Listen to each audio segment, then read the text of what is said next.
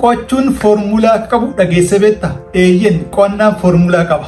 Har'a wajjin laalla. Harri akkam jirtan baga nagaan turtan jecha har'a immoo mata duree foormulaa qo'annaa yookaan foormulaa SQ3R jedhamu qabadhee dhufee jira. Sirriitti na hordofa. Malli kun barataa barnoota isaatiin milkaa'uu barbaaduuf mala baay'ee barbaachisaa fi gabaabaa waan ta'eef sirriitti si fayyadee waa yaadeef sirriitti qopheessan jira. Yeroo gabaabaa keessatti waan dubbistee qabachuu barbaadnaan amma bakka sirrii jirta waan ta'eef dhaggeeffadhu. Qo'annaan humnaan osoo hin taane ogummaadhaan ta'a. Foormulaan kun barnoota kee bifa salphaa fi karaa gabaabaa ta'e tokkoffaa akka hubattuuf, lammaffaa akka yaadattuuf, sadaffaa qormaata keessatti milkaa'aa akka taatuuf waan si gargaaruuf mala baay'ee gaariidha. Mala kana yookaan foormulaa qo'annaa kana sitti mukootiin dura qo'annaan maali kan jedhu haa ilaallu. Qo'annaan adeemsa dubbisuutiin odeeffannoo gara sammuu keetti erga fudhatteen booda qaacessuudha. Odeeffannoo gara sammuutti fudhatame sana sammuun kee maal godhaa? Erga qaacesseen booda hiikatti kennee ol kaa'a jechuudha. Qo'annaa biraatiin qo'achuu yookaan qo'annoo jechuun odeeffannoo haaraa dubbisuudhaan gara sammuu keenyatti fudhanne beekumsa keenya duraan qabnu wajjin wal qabsiifnee qaama beekumsa keenyaa goonee kutaa yaadannoo sammuu keenyaa keessa ol kaawwachuudha. Kanaafuu gabaabumatti qo'achuu jechuun odeeffannoo haaraa dubbisne tokko gara sammuu keenyatti erga galchee booda sammuun keenya qaacessee hubatee bifa gabaabaa ta'een yookaan qaama beekumsa keenya isa duraa godhee akka nuuf ol kaa'uu fi guyyaa nu barbaachise achii baafnee qormaata haa ta'u waan barbaachise akka nuti oolchinuuf mala ittiin goonudha. Kanaaf qo'annoon adeemsa. Adeemsi kun immoo karamii garamitti deema kan jedhu foormulaan SQ3R karaa nutti agarsiisa. Foormulaan SQ3R kun iccitii barattoota cimoo keessaa isa hangafaati jedhama. Foormulaa qo'annaan dinqisiisaa ta'ee fi addunyaa irratti fudhatama qabu kun bara 1946 irraa jalqabee hanga ammaatti biyyoota garaagaraa keessatti bifa addaatiin hojiirra oolaa jira. Yeroo jalqabaatiif diivlooppid kan godhe nama Firaansis Roobsan jedhamu US keessatti 1946. Foormulaan kun dandeettii hubachuu fi yaadachuu barattootaa keessatti gita hin qabu jedhameeti amanama. Haa ta'u malee namni hundi yookaan barattoonni hundi foormulaa kanatti dhimma hin baane. Barattoonni foormulaa kanatti dhimma ba'an barnoota isaaniitiin bakka guddaa ga'anii milkaa'anii jiru. Hanga ammaatti akka addunyaatti beekamaa yoo ta'es namoonni baay'een foormulaa kana hin beekan. Qo'achuun adeemsa erga jennee foormulaan kun adeemsota yookaan sadarkaalee 5 qaba. Sadarkaalee foormulaa SQ3R kan haa ilaallu. Sadarkaan jalqabaa foormulaa SQ3R kun S kan jennu sarvee yookaan sakatta'uudha. Sakatta'uun maal akka ta'e itti deebina. Sadarkaa lammaffaan foormulaa kanaa question gaafachuudha. Maal barachuuf yookaan maal dubbisuuf akka deemnu dursinee gaafii qopheeffachuudha. Kanaafuu sadarkaa lammaffaan gaafii of gaafachuudha yookaan gaafii kaa'uudha yookaan gaafii barreeffachuudha. Sirii R kan jennu immoo raa sadan yookaan raa sadiidha. Raan inni jalqabaa dubbisuu jalqabuudha. Dubbisuu yeroo jalqabnu yeroo itti xiyyeeffannoodhaan waan qo'achuuf deemnu ilaalluudha. Kanaaf inni kun sadarkaa sadaffaadha. Faffaan yookaan raa lammaffaan immoo riisaayitii yookaan sammuutti qabachuudha. Barataan tokko waan dubbisee erga dubbisee ka'ee booda kitaaba isaa yookaan barreeffama dubbisan cufee waan dubbise irra deebi'ee sammuudhaan yeroo itti haasa'u yookaan qaacessu yookaan yeroo of wajjin dubbatudha. Sadarkaa shanaffaan yookaan raa sadaffaan foormulaa kanaa riiviyuu gochuudha. Barataan tokko erga dubbisee ka'ee booda waan dubbisee sammuutti qabate san immoo irra deebi'ee riiviyuu yookaan keessa deebi'uudha. Kanaafuu malli shanaffaan keessa deemuudha. Amma sadarkaalee foormulaa kanaa tokko tokko na ilaallu. Tokkoffaan sakatta'uudha. Sakatta'uun maali gaafa jennu sakatta'uun waan dubbisuuf deemu san kitaaba dubbisuuf deemu sani gubbaa isaarraa kaanee hamma keessatti gadi seennee ilaaluudha. Kana jechuun kitaaba dubbisuuf deemu tokko fuula isaa jalqabaarraa ka'uu, fakkiilee fuula isaa gubbaa jiru ilaaluu, halluun inni qabatee jiru maal akka fakkaatu ilaaluu. Seensarraa kaanee qabxiiwwan xixiqqoo jiru ilaalu. Boqonnaa meeqa akka qabu kitaabni tokko boqonnaa meeqa akka qabu dursinee maal gochuudha? Sarveewu sakatta'uudha. Kan biraa sakatta'uu keessatti qabiyyee kitaabichaa akka waliigalaatti ilaalu. Yoo danda'ame ka'umsa yookaan seensa kitaabichaa dubbisuudha. Adeemsi kitaabni kun itti barraa'e yookaan adeemsa boqonnaawwan kitaaba kana keessa jiran itti qindaa'an ilaalu. Kitaabni kun fuula meeqa akka qabu beekuu qabna.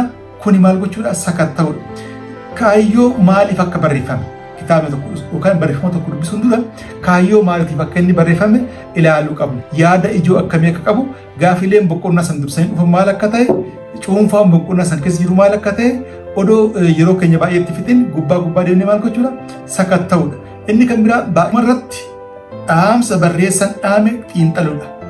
Akka waliigalaatti yaadota ijoo boqonnaa kana keessa jiran hundasaa maal gochuudha? Gubbaa isaa keessa gochuudha. Kuni tooftaa qo'annaa keessaa sadarkaa isa lammaffaa sakatta'uu jedhama. Sadarkaaleen foormulaa qo'annaa inni lammaffaan gaafiidhaan jalqabuudha. Gaafiidhaan gaafa jalqabnu maal gaafiidhaan jalqabna? Barreessaa gaariin tokko kitaabota isaa yookaan mata duree jalqabu tokko gaafiidhaan jalqaba.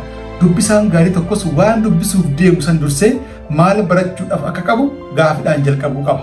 Fakkeenyatti barataan tokko barnoota seenaa dubbisuu barbaada yoo ta'e, barnoota seenaa keessatti waa'ee seenaa waraana addunyaa tokkoffaa beekuudhaaf qaba yoo ta'e, gaafilee kaasuu qaba. Tokkoffaa sababni waraana addunyaa tokkoffaa maali jedhee odoo dubbisuu jalqabeen dura gaafii qopheeffachuu. Waraanni addunyaa tokkoffaa eenyufaatu eegale? Waraanni addunyaa tokkoffaan eessatti eegale? Miidhaan sababa waraana addunyaa tokkoffaadhaan qaqqabe maali jedhee dursee maal gochuu qaba? Gaafii lafa kaa'achuu qaba jechuudha. Barataan dursee gaafilee kana waraqaa gubbaatti barreessee erga fuuldura kaa'ee booda dubbisuu eegala. Karaa biraatiin barataan tokko dubbisuu osoo hin jalqabin dura jalqaba boqonnaalee garaagaraa irratti gaafileen ni jiru. Gaafilee san maal gochuu qaba? Dursee dubbisuu qaba. Akka sadaffaa foormulaa SQ3 dubbisuu jalqabuudha. Yeroo dubbisuu yeroo itti barataan tasgabbaa'ee qalbii isaa sassaabbatee yaada guutuudhaan waa'ee barreeffamichaa yookaan waa'ee kitaaba sanii dubbisuu jalqabuudha. Yeroo dubbisuu wanti barataan tokko gochaa deemu tokkoffaa waan dubbisaa deemu san erga xiyyeeffannoo ilaalee booda jala sararuu yookaan akkaataa isaa galuu danda'uun yaadannoo keessaa baasee qabachuu. Mata duree guddaa fi xiqqaa walitti ilaaluu. Waan dubbisaa jiru kana beekumsa isaa dura qabu wajjin wal simsiisuu. Suuta xiyyeeffannoon dubbisuu. Wantoota akka kaartaadhaan, diiraagiraamii fi giraafiidhaan waan jiran kana xiyyeeffannoon ilaaluu. Akka waliigalaatti barataan bakkanatti yeroo dubbisu waan amma dubbisaa jiru kana gaafii dura lafa kaa'ate isa wajjin wal madaalchisee gaafileen jalqaba gaafadhisaniif deebii argadheen jira jedhee of gaafachuu qaba.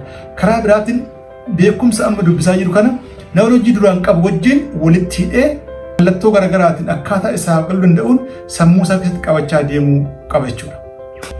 Mala sadaffaa kana keessatti barataan dhuma irratti erga dubbisee ka'e waan dubbisee ka'e kana maal gochuu qaba? Of madaaluudhaaf gaafilee achi jalatti taa'an yookaan gaafilee dubbisan keessaa ba'an hojjechuu qaba. Of madaalamee maalan hubadhe as keessaa jedhee ilaaluu qaba. Lammaffaa gaafilee dubbisuun dura kaa'ate san duubatti deebi'ee waa'ee gaafilee kaa'e kanaaf deebii argadheen jira jedhee of madaaluu qaba. Foormulaa qo'annaa sadarkaa arfaffaan yookaan sadarkaa arfaffaan nuti ilaallu sammuutti qabachuu yookaan riisaayits jennudha. Malli kun yookaan sadarkaan kun baay'ee murteessaadha. Yeroo kana barataan keenya waan dubbisaa ture san cuunfee yeroo gara miimoorii gara sammuu isaatti ergudha waan ta'eef waan dubbisaa ture san yeroo itti bulleessee qulqulleessee callaa isaa gara beekumsa isaa waliigalaatti dabalatu waan ta'eef xiyyeeffannoo guddaa barbaada.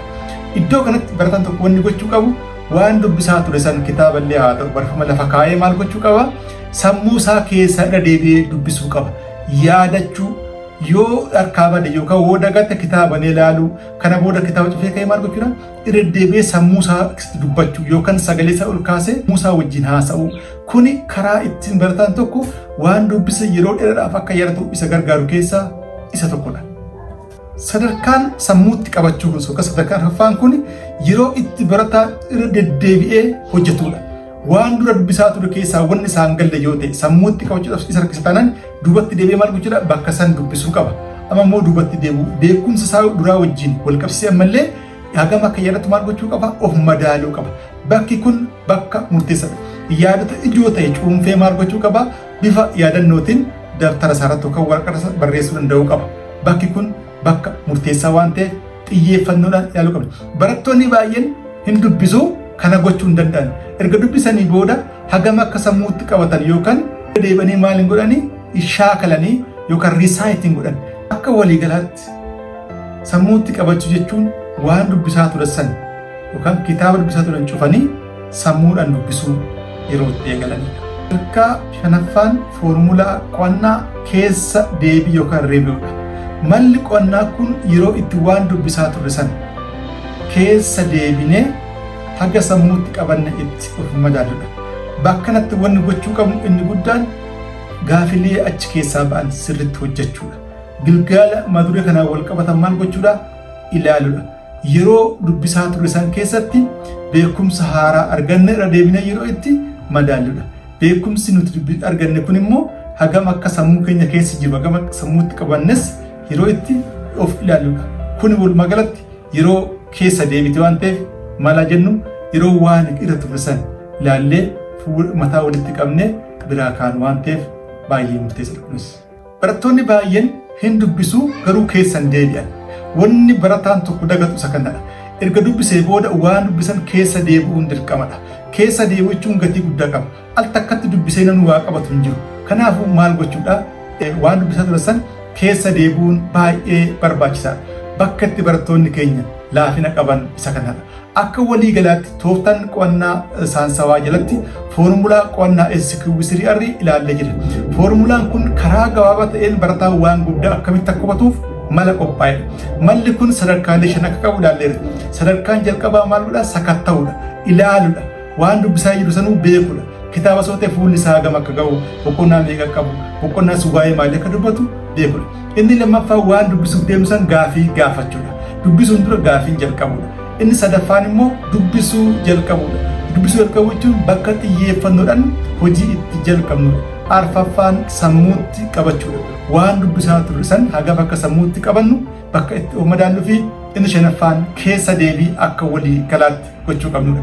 Barattoonni keenya mee mala kana fayyadamaa waan nu dhageessan immoo maal isin fayyadamu isin fayyadne koomentii irratti naa barreessaa. Baay'ee galatoomaa nagaatti na tura.